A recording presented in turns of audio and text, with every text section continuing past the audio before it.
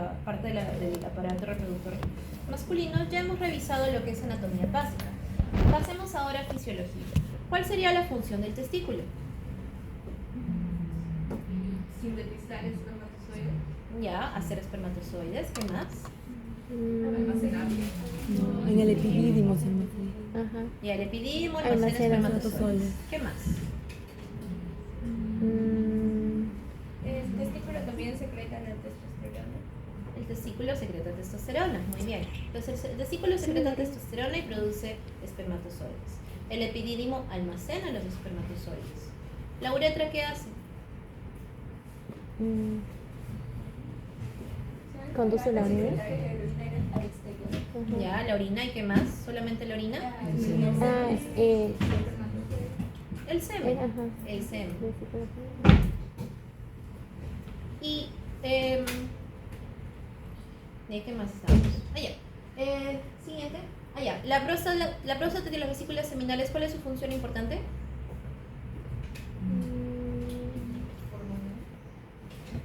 Hormonal. ¿Los espermatozoides están así solitos o están nadando en algún sitio? Líquido seminal. Ya. ¿Y quién produce líquido seminal? La vesícula seminal. Las vesículas seminales y la La próstata. próstata. Ok, entonces ahí hemos revisado todas las funciones de cada uno de los de la parte del aparato reproductor masculino. Pasamos ahora al aparato reproductor femenino. En la parte del aparato reproductor femenino tenemos genitales externos y genitales internos. Para lo que nos compete en la clase de hoy, vamos a ver los genitales internos. ¿Cuáles son los genitales internos en la parte femenina? Ovario, Trompas de falopio.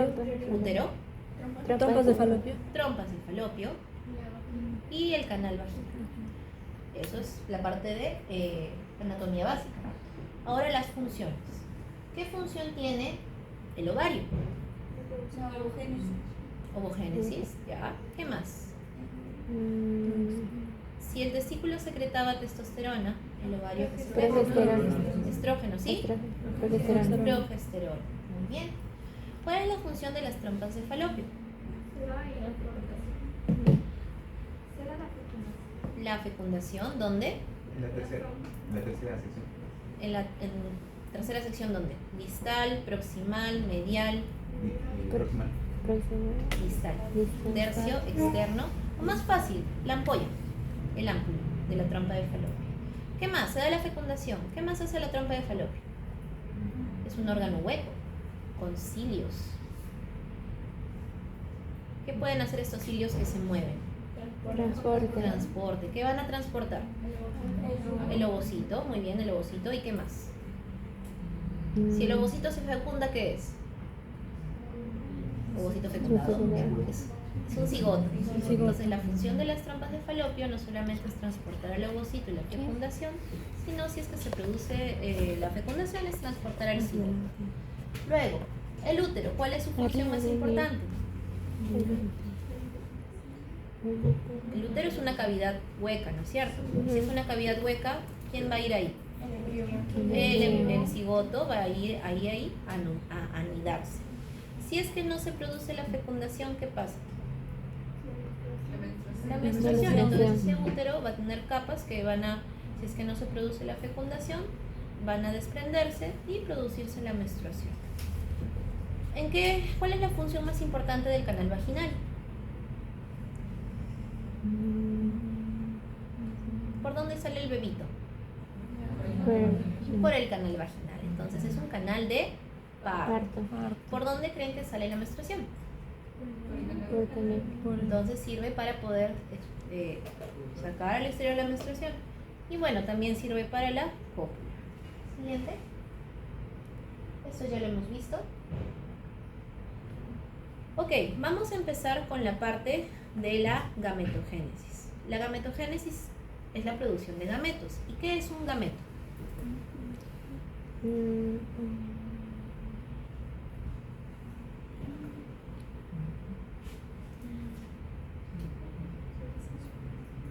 Equivóquense ahorita y no en el examen. Células haploides. Son células, ya. Célula reproductiva. Ya, es una célula haploide especializada en reproducción. Es una célula Germinal. Es especializada, Mm. es una célula especializada cuya función es fusionarse para crearse un nuevo ser. Aquí tenemos el gameto femenino y el gameto masculino. Masculino. Vamos a empezar con el femenino. Por ahí escuché célula germinal. La célula germinal primitiva es la célula madre de cada uno de estos gametos. ¿Ok? La célula germinal primitiva sale del epiblasto, de nuestro disco bilaminar, viaja a través del saco vitelino, a través del mesenterio dorsal también, se localiza en la gónada indiferenciada y dependiendo si este individuo es masculino o femenino, se va a transformar, se va a especializar. En el caso de la mujer, ¿no? Es un XX, así está determinado genéticamente, y esta célula germinal primitiva en la gónada se va a diferenciar a una ovobonia. La idea de este gráfico no es solo ver la ovogénesis, porque en esta parte práctica vamos a ver el desarrollo, como ustedes lo han visto en su manual, de quiénes, de los folículos que van acompañando a la ovogénesis. Como pueden ver en este gráfico, esta ovogonia no va a ir solita, sino se va a rodear de unas celulitas llamadas células foliculares, las cuales provienen del tejido mesenquimatoso embrionario. Estas van a empezar a rodear a la ovogonia y van a formar el folículo primordial. Esto ocurre durante la etapa fetal. Alrededor del tercer mes, estas ovogonias van a aumentar su número mediante mitosis. Van a hacer mitosis, mitosis, mitosis, mitosis, mitosis. Van a aumentar su número de ovogonias. A la par también se están rodeando de células foliculares para poder formar el folículo primordial. Y esta ovogonia se va a especializar en el ovocito primario. Este ovocito primario todavía está rodeado de células foliculares. Eso no varía durante toda la vida fetal. Y este ovocito primario va a empezar a hacer un proceso llamado meiosis 1, el cual en la mujer es muy lento, porque este empieza más o menos a partir del quinto mes. En el quinto mes, esta meiosis 1 del ovocito primario se va a detener por culpa de estas células foliculares, porque estas van a secretar el factor inhibidor de la maduración de los ovocitos. ¿Y qué va a pasar? Este ovocito primario, que está rodeado de células foliculares, es decir, es un folículo primordial, se va a detener en la meiosis 1, específicamente en la profase, más específicamente en el diploteno. A medida que va pasando la gestación, va pasando intraútero, varios de estos ovocitos primarios, de esos folículos primordiales, no van a llegar a completar la meiosis y van a morir. Es decir, de los 7 millones que yo tenía, quizá yo nazca con unos 600.000 u 800.000. ¿Ok? Por lo tanto, bajo esta premisa, si yo saco a un bebé del útero de su mamá, 6 meses, lo saco, agarro su ovario, lo corto, lo miro al microscopio, ¿qué tipo de folículos voy a encontrar? Recuerden que estamos acá. Primordiales. Esto pasa incluso hasta en la niñez. ¿Qué quiere decir? Nace la niña y solamente nace con folículos primordiales. Y durante toda la niñez, estos folículos primordiales van a seguir muriendo hasta que llega la pubertad. Por eso cuando llegamos a la pubertad las mujeres solo llegamos con algo de 400 folículos. Una vez que viene la pubertad, viene el estímulo hormonal. Y este estímulo hormonal, que es la secreción de LH y FSH, va a hacer que este folículo primordial empiece a crecer y se retome la meiosis. ¿Se acuerdan que estaba detenido totalmente el ovocito en meiosis 1, en la profase? Se va a retomar. En la pubertad, el ovocito primario retoma su meiosis y el folículo va a empezar a madurar. Ese folículo primordial, a medida que el ovocito empieza a retomar su meiosis, va a pasar a ser un folículo primario. Y a medida que va avanzando su meiosis, va a pasar a ser un folículo secundario o en crecimiento. Culmina la meiosis 1 y se forma el ovocito secundario con el primer cuerpo polar. Cuando termina la meiosis 1, el folículo ya es un folículo maduro, o folículo terciario, o folículo de Graf. Y dentro de este folículo, ¿qué tipo de ovocito vamos a encontrar? Secundario. Secundario. ¿Ok? Este ovocito secundario va a iniciar meiosis 2. Meiosis 2. Y esto se da cuando se produce la ovulación. Es decir, se rompe el folículo, sale el ovocito secundario y empieza su meiosis 2. Es decir, la meiosis 2 no se da dentro del folículo. Se da una vez que ¡pum!, revienta y sale. Si hay fecundación, este ovocito secundario que está haciendo su meiosis 2 se junta con el espermatozoide, completa su meiosis 2, se hace una célula diploide y se forma el cigoto y el segundo cuerpo polar. Si no se produce la fecundación, el ovocito que está haciendo su meiosis 2 se detiene en la metafase de la meiosis 2 y simplemente ¡pum!, es expulsado por la menstruación o es reabsorbido por la cavidad uterina. ¿Hasta ahí todo claro? Se sirve la correlación. Lo vamos a ver mejor en las láminas para poder reforzar esa parte. El ovocito salió, se fue captado por las fibras, se fue a la trompa de Falopio, pero atrás quedó el folículo roto, ¿no? Este folículo roto, que es como un saquito, que estaba lleno de células granulosas, se va a transformar en el cuerpo lúteo. El cuerpo lúteo, su función más importante es la producción de progesterona, que si es que se produce la fecundación, este va a mantener el embarazo los primeros 4 meses y después degenera. Si es que no se produce la fecundación, no es que el cuerpo lúteo desaparezca ahí nomás, simplemente el cuerpo lúteo se mantiene unos 7 a 10 días y luego degenera. ¿Ok? Todo este proceso, ¿no?, de meiosis 1, meiosis 2, de crecimiento de folículos, dura aproximadamente, ¿no?, 28 días, que es todo el ciclo ovario.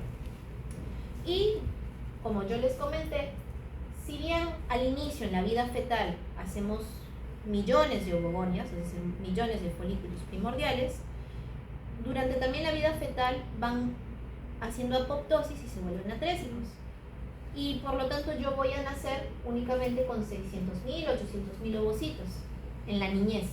Pero durante toda mi niñez hasta llegar a mi pubertad, esos 600 a 600.000 van a morir. También se van a volver atrésicos. Los folículos primordiales van a seguir muriendo. Por lo tanto, cuando yo llegue a mi pubertad, solo voy a tener 400. Pero de esos 400, no es que 400 los voy a madurar mes a mes, sino que de esos 400, cada mes se eligen 20, 15 y solo ovula uno. Y el resto se va volviendo atrésico. Bajo esa premisa, ¿no?, si yo hago un corte en un ovario de una mujer de 20 años, ¿esperaríamos encontrar folículos secundarios?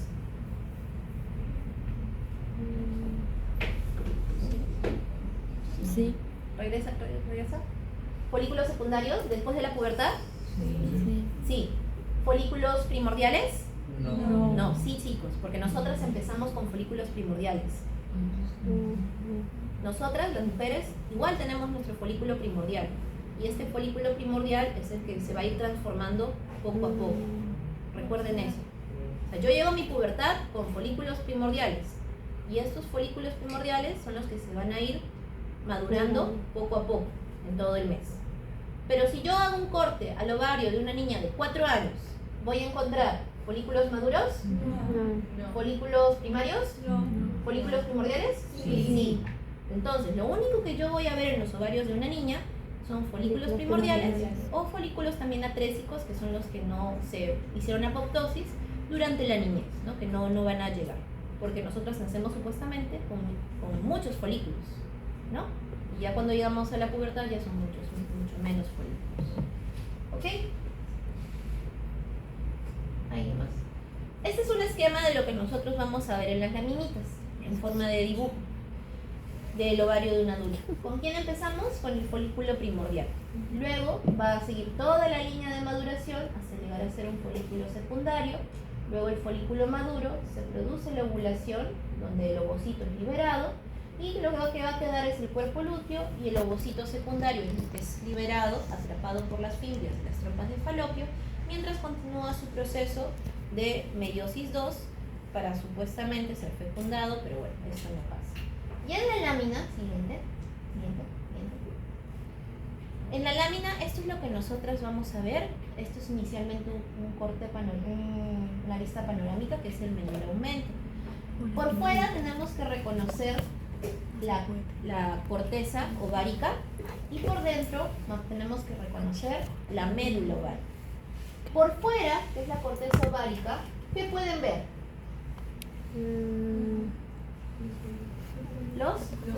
Los folículos. Entonces, la corteza ovárica se va a caracterizar porque siempre va a tener los folículos. Y la médula ovárica, ustedes ven tejido conectivo y algunos vasos sanguíneos. Por fuera lo va a estar rodeando el tejido epitelial. Siguiente. Lo primero en nuestra línea de maduración, ¿quién era? Folículo primordial. Folículo primordial, recuerden eso. El folículo primordial lo vamos a encontrar en los ovarios de la niña y los ovarios adultos. Va a contener al ovocito primario y se va a caracterizar en la parte histológica, que alrededor, ¿a quiénes encontramos? ¿Qué dice ahí? Células foliculares. Histológicamente hablando, estas células foliculares se caracterizan porque son células planas en un epitelio simple. Siguiente. Lo siguiente es nuestra línea de maduración ovogénica. ¿Quién tenemos? Folículo primario. Folículo primario. ¿Este folículo primario lo vamos a encontrar en el ovario de una niña?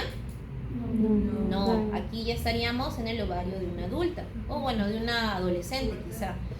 Porque aquí se supone que ya vino el estímulo estrogénico, el estímulo hormonal, e hizo que estas células foliculares se transformaran en otro tipo de células. ¿Qué son estas células de acá? Llamadas células de la granulosa.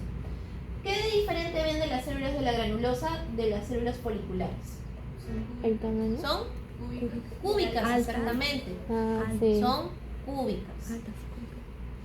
Estas células cúbicas se pueden ubicar en una sola capa o en varias capas, dependiendo de su grado de maduración. Si tiene varias capas es un poco más maduro. Si tiene una sola capa, recién está empezando su maduración. Y si tiene una sola capa, ¿cómo se llamaría? Folículo primario, ¿qué más? Una capa, Sí. una lámina, unilaminar. Ya. Y si tiene muchas capas, Multilaminar. multilaminar. Muy bien. ¿Qué otra diferencia ven con el folículo primordial? ¿Qué les llama la atención que está rodeando el ovocito por fuera? ¿Cómo ven el ovocito? Sin miedo, chicos.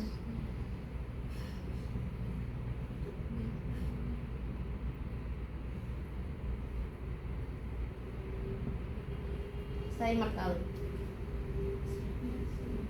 Sí, sí, ahí.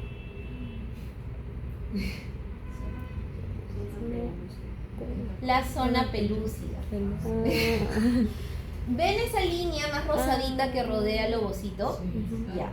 Esta línea es la zona pelúcida. Es una capa de mucopolisacáridos producida por las células de la granulosa que va a rodear el ovocito y se caracteriza por tener una tinción más acidófila. Siguiente. Siguiente. Ahí. Por ejemplo, tenemos aquí a mayor aumento un folículo primario multilaminar. No solamente vemos las células de la granulosa que están con más cantidad, vemos la zona pelúcida y alrededor hay unas capas de células alargadas que la rodean.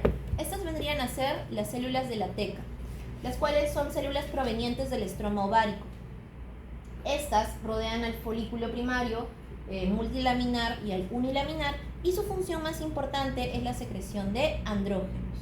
Estos andrógenos van a pasar a las células de la granulosa los cuales gracias a la acción de la aromatasa van a transformarse en estrógenos. Aquí tenemos dos tipos de folículos. Este folículo que está siendo señalado acá, ¿qué tipo de folículo es? ¿Secundario? Primario. ¿Su apellido? ¿Primario, una capa o varias capas? Unilaminar. ¿Y el de que está señalado en verde?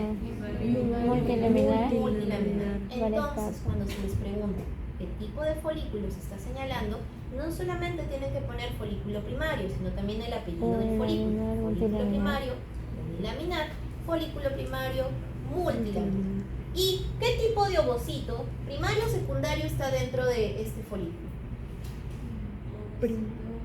¿En qué etapa está? ¿Primario o secundario? Primario. Primario. Acuérdense que el único momento que tenemos el ovocito secundario es en la última fase de desarrollo folicular, que es el folículo terciario. ¿Ok? Y esta cosa más rosadita de acá, ¿quién vendría a ser? Zona pelusa. Pelusa. Y esta de acá afuera que lo está rodeando,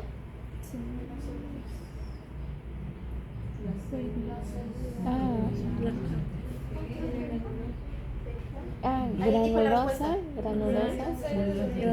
teca. Muy bien. ¿Y esto de acá? ¿Células foliculares? Granulosas. Exactamente.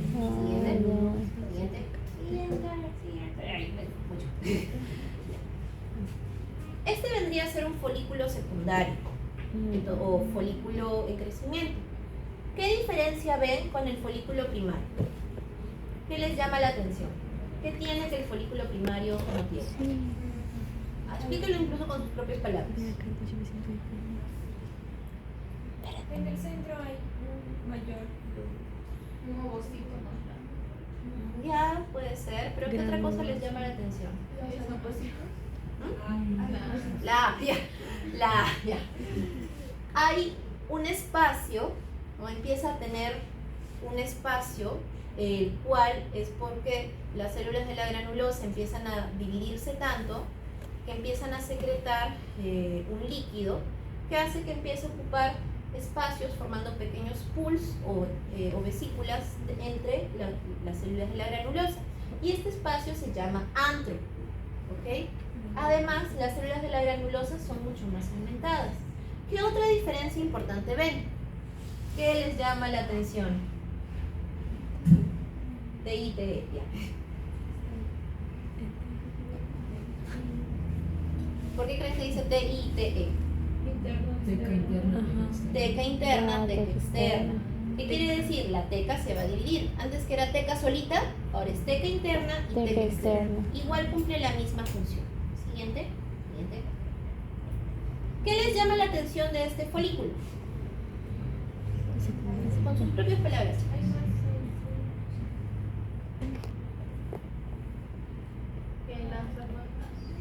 Es más grande. Que el antro es más grande y hace que el ovocito se vaya a la periferia. Además, precisamente como el antro empieza a ocupar gran parte del folículo, las células de la granulosa, dependiendo de dónde se ubiquen, van a empezar a tener nombres. Si se ubican encima del ovocito, se van a llamar corona radiata. Si se ubica debajo, conectándolo con el resto del folículo, se llama cúmulo o óvulo. ¿Ok? Todo el resto igual son células de la granulosa, membrana granulosa, y por fuera tenemos la teca interna y teca externa. Siguiente. Ahí. Siguiente. Listo.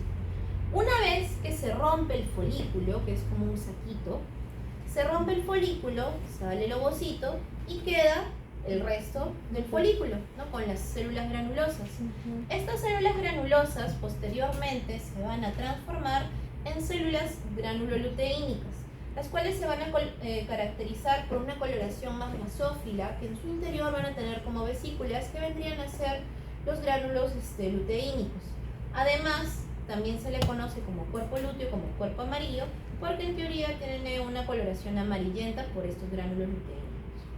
En su interior a veces podemos encontrar un poco de sangre, porque es un evento supuestamente, ¿no?, que se rompe la bolsa y puede haber cierto trauma. A veces en el cuerpo lúteo dentro podemos ver se le conoce como cuerpo hemorrágico posteriormente, pero no es muy frecuente ver.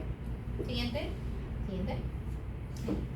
Cuando degenera el cuerpo lúteo, porque como toda herida tiene que cicatrizar, se va a formar el cuerpo albicans o cuerpo blanco. Este se forma gracias a que las células granuloluteínicas empiezan a degenerar y luego son reemplazadas por tejido conectivo cicatricial. El cuerpo albicans se caracteriza por tener una forma más homogénea, uniforme, de bordes bien definidos y, como su mismo nombre lo dice, al ser el cuerpo blanco, tiene una coloración pálida. Siguiente. ¿Hasta ahí alguna pregunta? ¿Hasta ahí alguna pregunta, chicos? No. Pasamos ahora a la espermatogénesis, que es mucho más fácil. A diferencia de la mujer, la espermatogénesis inicia en la pubertad. La de la mujer empieza en la vida fetal, se detiene y luego se reinicia en la pubertad. Igual, empezamos con una célula germinal que luego se diferencia en una espermatogonia. Estas empiezan a aumentar su número mediante mitosis y luego se diferencian en espermatocitos primarios, la cual hace meiosis, se transforma en espermatocito secundario, hace una segunda meiosis, tenemos las espermátides y estas, mediante un proceso de diferenciación llamado espermiogénesis, se transforman en espermatozoides. El proceso de espermiogénesis tarda aproximadamente 2 meses. Y todo este proceso, ¿dónde se hace? Todo el proceso de espermatogénesis, ¿dónde es? Túbulos seminíferos. Por lo tanto, ¿no? Si empiezo en la pubertad, ¿ustedes creen que antes de la pubertad, es decir, un niño de 7 años, 8 años, yo le hago un corte en el testículo, voy a encontrar espermatozoides? No. ¿Voy a encontrar espermatocitos? No. Las únicas células que podemos encontrar en los testículos de los niños son las espermatogonias y las células de Sertoli. Una vez que ocurre el estímulo hormonal, estas espermatogonias se van a empezar a diferenciar en espermatocitos primarios, secundarios, espermátides y espermatozoides. Siguiente. Esto es lo que nosotros vamos a ver en el microscopio en forma de esquema. Por fuera del túbulo seminífero vamos a ver a las células de Leydig. ¿Cuál es su función más importante?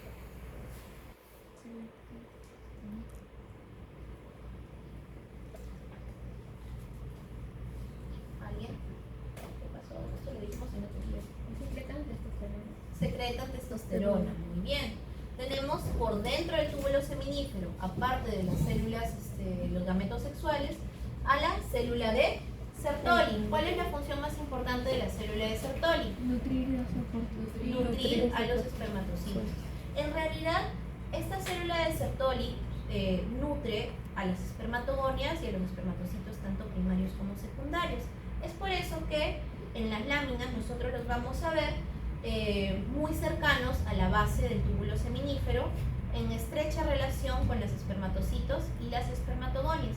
A medida que va avanzando el proceso de espermatogénesis, se van a ir separando de las células de Sertoli. Es por eso que no vamos a encontrar espermátides ni espermatozoides cerca a las células de Sertoli. ¿Ok? Muy bien, vamos ahora sí a ver la parte histológica.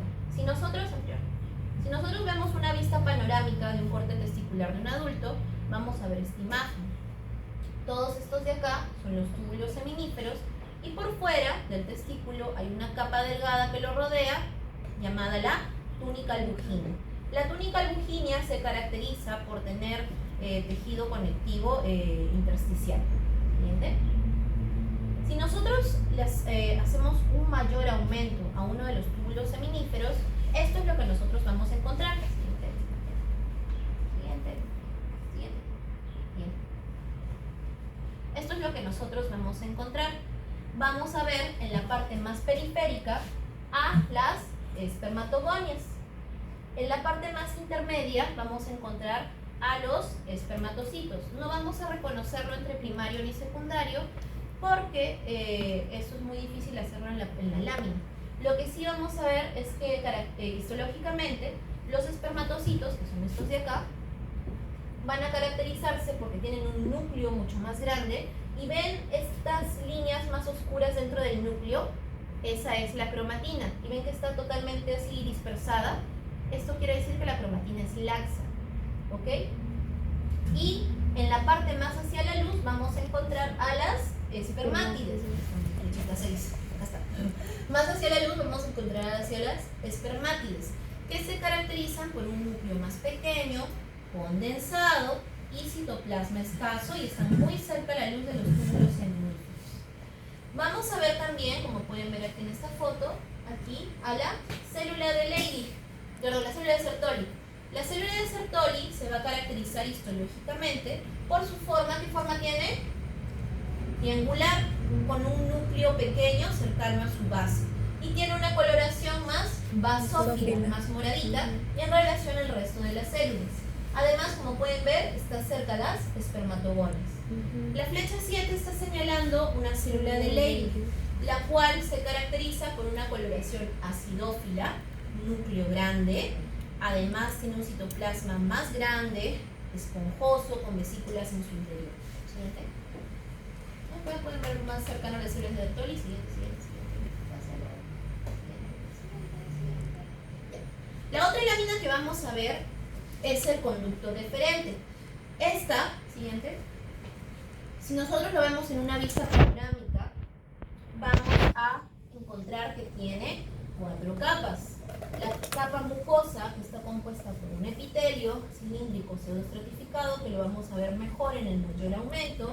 Una capa muscular, que está compuesta por células musculares lisas, y esta capa muscular se va a subdividir en dos, una interna y una externa.